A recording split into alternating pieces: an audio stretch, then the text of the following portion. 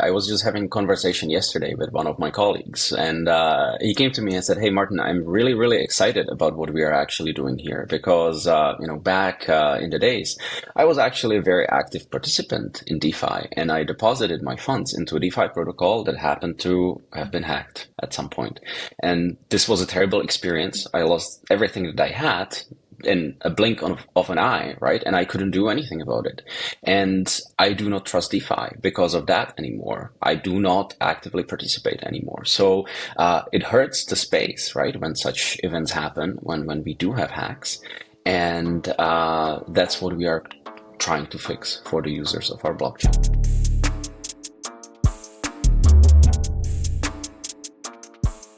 Welcome to the Never Die Podcast, your weekly crypto alpha for those who never quit. Today I'm talking to Martin from Zircuit about their new L2 that's actually pretty dang insane. I know there's a lot of layer 2s out there. You might not want to hear about another layer 2, but this one is a lot different than anything you've probably ever seen before. You know how there's all those hacks in crypto? Think about all the hacks. Think about North Korea coming in here and being like, oh, I'm hacking this bridge. I'm taking $100 million. Or, your favorite DeFi protocol where you got your funds staked, getting hacked and you lose all your money. Or the Phantom hack where, their bridge was hacked, the Ronin bridge hack. All of these things happen in crypto that are kind of like this ever-present risk. You have your money deposited somewhere. You always got to account for the fact that there could be a smart contract bug, one little piece of code's off, that causes you to lose all of your money. Even though it's a good team, they're not going to steal your money. It's a good project that would have gone places, but they missed one little thing in the code. And you know what? Somebody's stealing all your money. That sucks. That's pretty scary. You don't want to have to deal with that in crypto. It's kind of a huge, massive problem in the space. Well, Zircuit, they think that they've solved that problem. They think that they've fixed it, and that when you go to their blockchain, you're not going to get hacked. You're not going to have those same problems because they've built into their fundamental layer, the fundamental layer of their blockchain, a way that should stop any hacks from actually happening, actually going through. Like the smart contract could still have a bug. The hacker could still try to hack, but the hack will get stopped fundamentally at the smart contract layer. And it involves using machine learning, using AI, using 2 years worth of data. It's a really interesting approach, something I've never seen before in the space that could fundamentally change the space as we know it. Let's dive in. To start, can you give some background on maybe who you are and how you got involved building this? So my name is Martin. I'm a technical co-founder of Zircuit. Zircuit is a zero-knowledge rollup. I've been working in the space of Web3 since 2017, 2018. So that's a pretty long time. How I started, I was working for one of the most prominent security companies in the space, and honestly, building Zircuit started more or less like an intellectual exercise. It was a very interesting problem. We were doing research on rollups in general because we knew that they will be a hot topic. They are the up and coming solution to the slowness that Ethereum exhibits, right? And it was a very interesting question: can we actually build a zero knowledge rollup? And maybe can we equip that zero knowledge rollup with some other features that might not be available currently in the landscape of blockchains? So this is how this whole started, and eventually over time it actually developed from this intellectual exercise to a real project. So Zircuit now exists. It has a testnet that is live. We are currently gearing up towards launching mainnet. About myself, I'm a technical individual. I have probably 10, 15 years of experience in software engineering in general. I have a PhD in algorithms and complexity from the University of Waterloo in Canada. And as I said, I have a pretty rich history of working in the Web3 space. So that's about me. Can you briefly summarize maybe what is Zircuit for the average person who has never heard of it? Yes, absolutely. So as I said, we are a zero knowledge rollup. That means that our primary purpose is scaling Ethereum. That means that, or how we do it is, by starting a different chain that ticks a little bit faster than the Ethereum blockchain. It has much more blocks, much more block space. And every once in a while, we take that state and we roll it up into a smart contract on Ethereum. The fact that we are a zero knowledge rollup means that every single roll-up, that transaction, is equipped with a mathematical proof that the state of this blockchain that we are running has been processed correctly, right? That we are not lying. So that means that we are zero knowledge. We are EVM compatible, meaning that the developers on Zircuit will be able to use exactly the same tooling that they are used to from other Ethereum compatible blockchains. So, that includes the building frameworks for the users. It includes the wallets that they are familiar with. So the technology is, absolutely on par with what you would expect elsewhere. We are trying to reduce the amount of friction that the developers have. The other special stuff about Zircuit are these special features. We currently live in the space where there are many rollups, both zero knowledge and optimistic. So one thing that you should know about Zircuit is that we actually equip the sequencer with some additional security features. So in a regular blockchain, what happens when a transaction is submitted to the mempool is that transaction makes it to the entity that is forming the next block. And that entity is looking for the first block that it can actually plot this transaction into to collect some block reward, the transaction fees, and so on, right? So in Zircuit, this experience or this process is a little bit different. Rollups in general, they have something called a sequencer. Sequencer is a service that is responsible for organizing transactions into blocks. And our sequencer asks one question about every single transaction. Is this transaction safe for the users of this blockchain, or is this transaction malicious? Is it here to hack, your favorite lending protocol, or is it generally going to cause harm? So Zircuit sequencer has something, we call it an oracle. An oracle as a term from the computer science, that is the everything knowing entity. So the sequencer comes and asks this oracle, hey, is this transaction safe or not?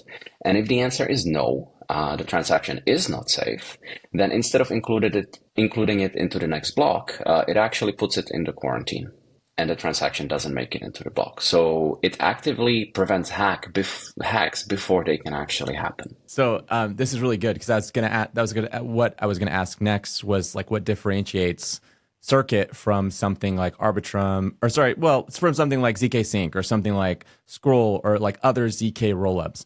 And what you said was the really big difference here, and this really kind of leans into your background in security, is built into on the sequencer level is, I think in your guys' white paper you describe it as like an AI enabled kind of like it's like fraud protection. Like it looks at it and it says, hey, this is potentially a malicious transaction, flags it, puts it into this little quarantine area where it can get out of the quarantine area if I think somebody manually allows it to, like approves it, or if it does more checks and figures out that it's actually a good transaction. Is that kind of how it works? Sort of. Almost. So here we are getting into, how that oracle works, right? And what capabilities it actually has. So when the sequencer comes with a transaction and asks, hey, is this malicious? The oracle is doing its best job. We are AI enabled. So majority of the oracles that we actually use are based on machine learning models. They are trained on the history of roughly 1.5, 2 years of transactions from 15, 16 Ethereum equivalent blockchains, and they are very successful in trapping transactions that are malicious. However, that doesn't mean that sometimes they are wrong, right? Transactions very much differ in complexity. The user transactions where you are transferring some asset from one account to another, or depositing into Compound, or trading on Uniswap, those are very, very simple. But sometimes we have transactions that are some form of an arbitrage, right? So some bot is searching for a very complicated arbitrage opportunity that actually touches multiple DeFi protocols. And these transactions sometimes appear similar to hacks. So it is totally possible that this oracle occasionally is wrong.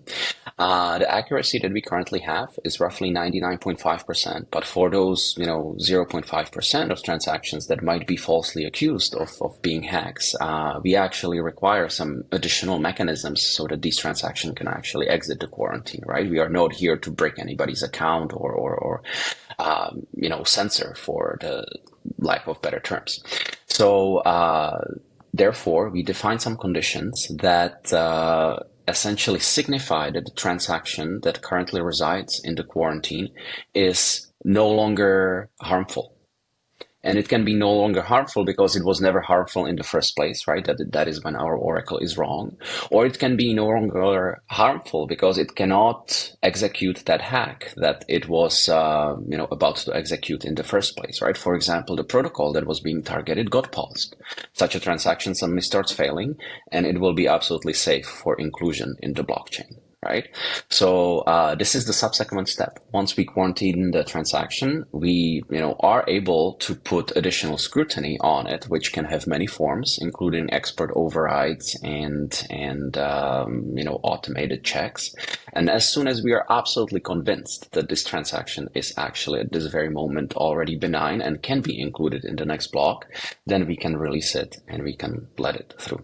Okay, so I really want to emphasize maybe the difference, because I feel like most people are just going to get kind of lost in translation. The big difference, the major selling factor for like Zircuit is, think of all like the DeFi hacks we see. We see all these hacks that happen in crypto all the time. It is literally one of the biggest and worst problems in all of crypto. The blockchain itself might be safe, but does it really matter if all these apps are constantly getting hacked and all these smart contracts are constantly getting hacked? And you always have this prevalent like smart contract risk where if you deposit into something, even if it's a good protocol, they're not going to take your money, they're not going to rug you.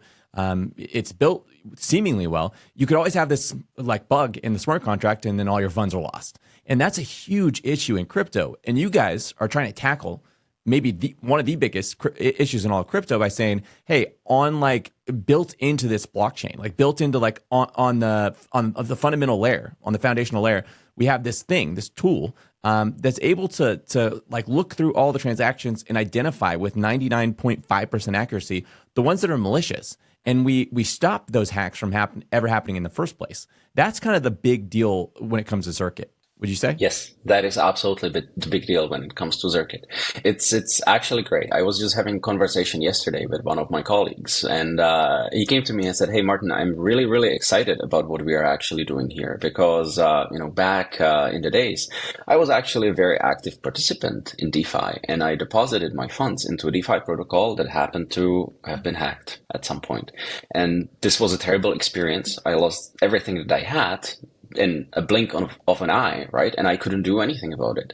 And I do not trust DeFi because of that anymore. I do not actively participate anymore. So it hurts the space, right? When such events happen, when we do have hacks. And that's what we are trying to fix for the users of our blockchain. Yeah, this is actually insane. Like, and you said you trained it on 2 years of data across multiple blockchains. So I guessing the idea is like you put it into the machine learning, like as you're teaching the machine, like what to look for, you're putting in all these data points of like, these are good transactions.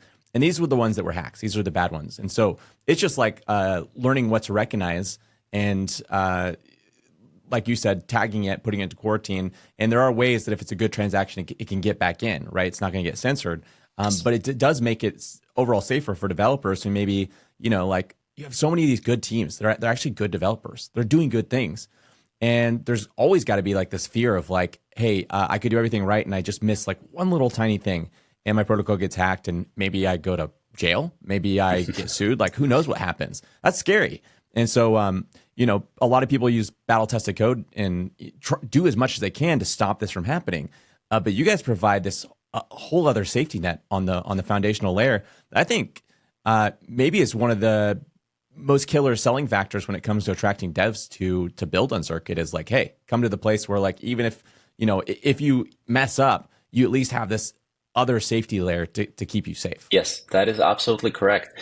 I mean, when you look at the state of art of security at blockchain, it is actually very limited, right? Blockchains do an amazing job in terms of securing their own consensus, but it is actually there to just secure the consensus, not the content of the transactions.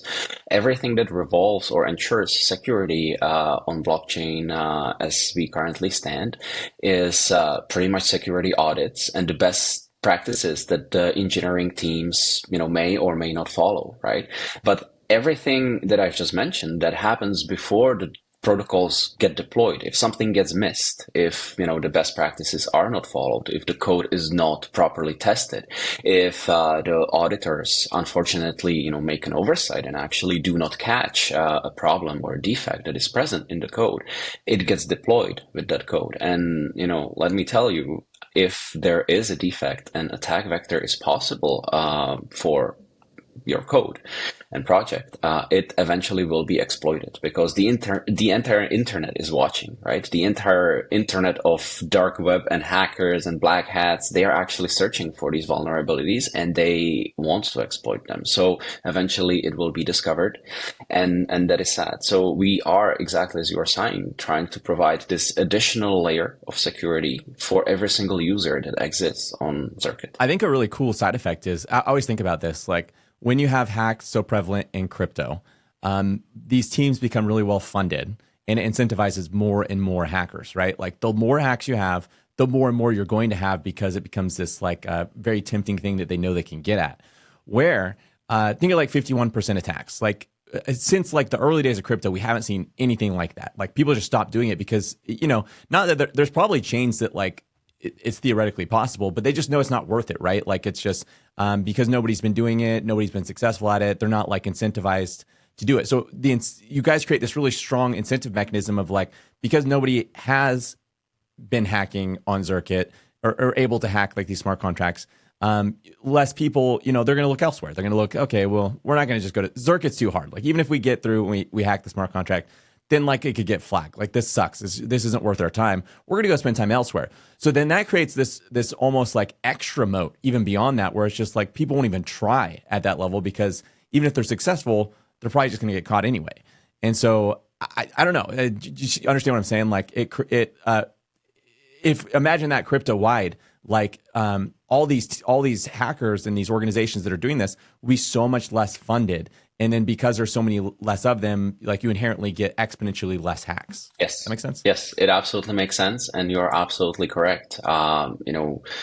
Everybody goes after the low-hanging fruit, right? But if the low-hanging fruit is protected, it's actually no longer low-hanging fruit, and there might be some other low-hanging fruit elsewhere. So it's better to, for them to focus the resources elsewhere. It makes absolute sense. You are correct. Oh, okay, so a couple things that I would think about this, like looking at it from the outside, and I'm looking at it, I could see a couple different things that I want to ask questions about. So the first one would be, you said it trained on data over 2 years, but like, is there a possibility that like this sequencer centralized, right? And so couldn't the sequencer eventually, think of like far in the future, become bad, right? And it's like, hey, I'm going to censor transactions I don't like.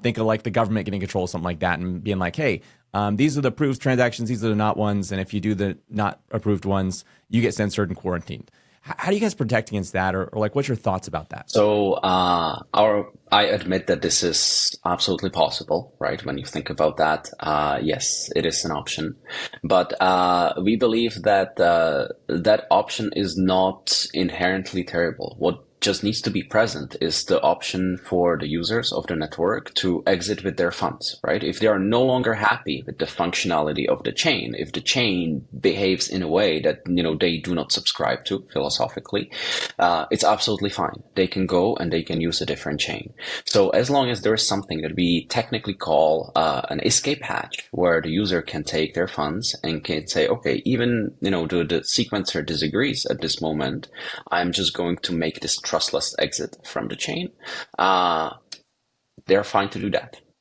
They're going to move elsewhere. I want to explain that for the average person, because it sounds, what you're saying is like really scary, like, oh, that's okay, not a big deal. But I understand what you're saying, which is a layer 2 built on top of Ethereum has like this really, like a true layer 2 built on Ethereum has this really special thing, in that even if you guys went rogue, like say you guys like became like, I don't know, magically became bad guys overnight, and you're like, we're going to steal all the funds. You guys actually can't stop users from just leaving the chain. Like, if people are like, hey, they want to do malicious stuff, or even like, I know I'm most familiar with Arbitrum, and I know with Arbitrum, like say they wanted to do a code update, it's like 12 days or something like that. So the community can see, hey, they're doing a malicious code update. Everyone leave, and then everyone can leave. There's nothing they could do to actually stop people from leaving, because it's a layer 2. It's built on top of Ethereum. Everyone can always use that exit hatch you talked about to go to Arbitrum, or to go to Ethereum, even if like Arbitrum went full evil bad guy, there's nothing they could do to stop that. Now there is things like Arbitrum has, I know, an emergency patch function. I think that's like a shorter time frame, like 2 or 3 days, where they could do an emergency update.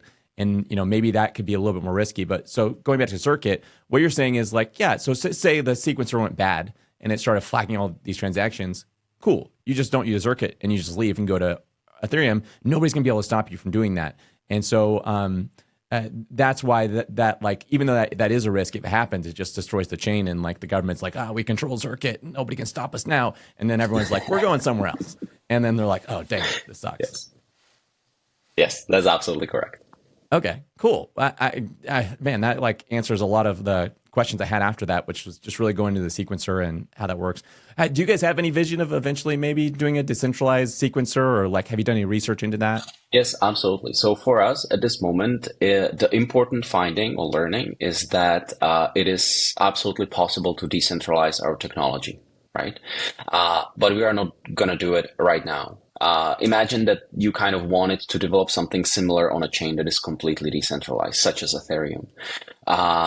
You will actually die in the process of governance proposals and communicating with all the entities that are running these sequencers, and your development process will be extremely inefficient, right? We are doing something that is extremely, extremely new. So what is important for us is that we do have convenience for development so that we can actually iterate, so that we can improve things if they do not work, so that we can fix them when we reach a sufficient level of maturity that we are happy with, that our community is happy with. This is the time when the decentralization questions will come into mind. As I said, right now, it is important that it is possible, and therefore it will be possible in the future. But, as I would say, right now, we have a little bit bigger fish to fry. That makes a lot of sense. And this is a huge misunderstanding most people have on layer twos. But also, to be fair, some layer twos aren't really layer twos at all. They don't have that escape hatch. They don't have the exit hatch that you're talking about. But once you have the sufficient exit hatch, like you mentioned, you can have the sequencer be centralized. We don't like the word centralized in crypto for a good reason. But you can have it as you're a growing project, because you do need to be nimble, fast. You need to be able to innovate and grow and adapt as like things are rapidly changing. And it's the reason it's okay is what we said earlier, is if people want to leave, they can leave at any time. You can't stop them from doing that. And that's the really important part. You could just do things like censor transactions or things like that. But again, if they don't like that, they can leave and go somewhere else. They can go to Ethereum where they can't have their transactions censored. Yes, that's correct. Jesse, I want to challenge the community here a little bit. You said that the community doesn't like centralized sequencers, right? Mm-hmm. But we as people, or as the community, we have this trait that we like to conflate terms. We like to use a single word for many things, right? So I actually also do not believe that majority of participants in L2s and in the scaling ecosystem dislike centralized sequencers. When we talk about a sequencer is the entity that actually organizes the L2 transactions into blocks, right? What I think that people dislike is, in fact, the ability to change the state. When you look at L2s, many L2s actually have the capability of erasing the most recently submitted state root or changing it, right? Essentially rolling things back. And I think that many community members actually confuse the term centralized sequencer with these additional privileges. So, centralized sequencer on its own, it's also not a bad thing. It's not that evil that, people very often tend to think it is. Yeah, and I think also people confuse. I really think it goes back to Blast being a multi-sig when they first launched. And so they think like it's kind of the equivalent of something like a multi-sig where you have like total control, and they don't understand that like, yes, Blast did do that. They like literally just launched a multi-sig and said, send your funds here. We're going to launch a chain later. They hadn't even launched anything at that point. And that's the thing about a layer 2 is it's permissionless. Like literally anyone, I could go build one tomorrow and launch it, call it Jesse's layer 2. And do whatever I want with it. And so like that's the thing. It's like a sort of like the App Store on Apple, although that's like somewhat permissioned. But again, anyone could go and build on this thing. And that's the beauty of it. And the downfall is, you do have to be able to look at it and say, hey, this is a good one. This is a bad one. That's why we have things like Layer 2 Beat and different sites that kind of give us some risk factors per each layer 2. So you answered that really good, really good. So a lot of other chains have like these ecosystems or this concept of like a super chain that they're trying to build. So you have OP Stack building their super chain, you have Polygon building the AG layer, you have ZK Sync building like a competitor to the AG layer, you have Avails building something, Arbitrum has their Orbit chains. Are you guys building in any of those environments? You guys building your own? What's that look like? Right. So we are building in our own environment. We have publicly said before that we currently do not intend to become the part of Superchain. I'm saying Superchain because Zircuit is actually building on top of OP Stack. So we are building our own thing. And the way how we use OP Stack is as a building framework. So, when you imagine that you want to create a zero knowledge rollup or any rollup for the sake of it, you actually need many services. We've already talked about the sequencer. That's the service that organizes transactions into blocks. But then you need something that communicates with the data availability layer. So, it takes your transactions and posts them somewhere. That is something that in our terms, we actually call the batcher. Then you need something that is responsible for taking the state of the blockchain and rolling it up into smart contracts on layer 1. We call that proposer. And all of these services, they actually already exist in the OP Stack. So what we are doing is building on our own. We have taken the OP Stack as the starting block, and we have ripped out everything out of it that relates to optimistic rollups, and we have replaced it with our own engine for generating the zero knowledge proofs.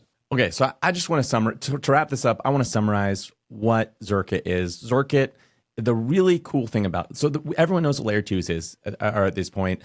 People are somewhat familiar with what a ZK rollup is, but I don't think they quite understand how much magic there is in a ZK rollup versus an optimistic rollup. And I have other episodes where I've dove into that, but like you guys aren't unique in that you're not the only ZK rollup. There's ZK Sync, there's other ones, there's Scroll, there's Polygon ZK EVM. There's multiple of those. The really unique thing about you guys really does come down to this security thing. Like if this is successful, you have a blockchain where like to be able to hack the smart contract is going to be extremely difficult. And you have the potential to have like the least hacks out of any other blockchain because on a fundamental layer, you guys protect against that. And potentially like maybe you guys have like, versus any other chain, like less than 1% in comparison, right, of hacks. And so it becomes a really safe environment for developers to build, which that means it's going to attract a lot of development talent. And a really safe environment for users to transact because, they have their funds on X chain or whatever, and it's getting hacked all the time, or they can have it on Zircuit, do all the same stuff, and they're not having to worry about smart contract risk. A lot of people are like that's security for a lot of people. Like, I've heard people point out that like we put so much emphasis on like 51% attacks, which I think is important. But like for the average user, they're going to lose money from just a normal everyday, hack of a smart contract. And so where's the emphasis on that? And you guys are the first team I've heard of really building anything like this. And so that's if you're going to bet on Zircuit, if you want to build on Zircuit, if you want to come check out Zircuit, that is really what you're betting on. And if you believe security is important, and I do, I think it's massively important. It's a problem we're going to solve in the space. That's why you want to really come check out Zircuit. Yes, that is correct. The beautiful part about Zircuit is that we are actually preventing hacks from happening before they happen, right? We have seen in the past few days, few incidents where the community was asking, hey, can we do something after the hack has happened? Can we roll it back? That was the case on Blast. That was not acted upon. We just recently had an incident on Linea where Linea actually chose to act, right? And that was not received well either by the community. So we are fully aware of the fact that after the hack happens, it is really hard to actually do something for the damaged parties. So our philosophy is the hacks should be stopped before they happen in the first place. And this is what we are bringing with Zircuit. I love it. I think that's exciting. And I wish all crypto was like that. And I think if you guys are successful, you'll see probably everyone else try to copy that, try to build something similar. And because this is, again, one of the pivotal problems that has to be solved. The reason the government hates crypto so much, there's a lot of reasons, but like I think one of the biggest reasons you see like the DOJ and people coming after it really has to do with North Korea constantly hacking all of these different smart contracts and like pulling in hundreds of millions of dollars.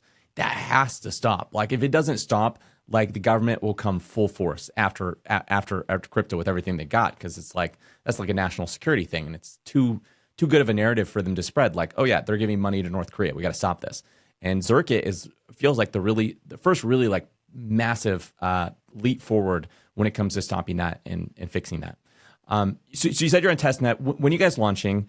Are you guys talking about any sort of airdrop or token or anything like that, or is that something you guys are tabling for a later date? And yeah, what does that all look like? I would like to not comment on this question. Okay, cool. That's most people. What about just when are you guys launching? Do you have like a time frame of like within a year, within 2 years, within 6 months? Oh, you're looking way to the future. We are actually launching this summer. This summer, okay. This summer. So Zircuit this summer will be live. So people can build apps on it. People come transact on it this summer. Yes, exactly. Look into July and August. I love it. That's awesome. Well, disclosures. I don't actually have any disclosures on this one. I wasn't paid for this. I have not done any angel investing, seed invest. I've done nothing like that. This is just a really interesting concept to me. And I think, again, the space does need something like this to work. And I just was nerding out at how cool I thought this was, and I wanted to talk about it and share it. So that's really it. And we didn't really talk about any investing either. So not really any disclosures I have to do on this one. Awesome. It was really great talking to you, Martin. If people want to learn more, where should they go? So thank you, Jesse. People, if they want to hear more about Zircuit or learn more about Zircuit, go to zircuit.com. There's a link to docs. The docs, will walk you through all the basics. As I said, the testnet is live, so you can actually try it right now. And the mainnet is coming. Awesome. Well, it was great talking to you, Martin, and excited to see what Zircuit does. Thank you very much. My pleasure being here.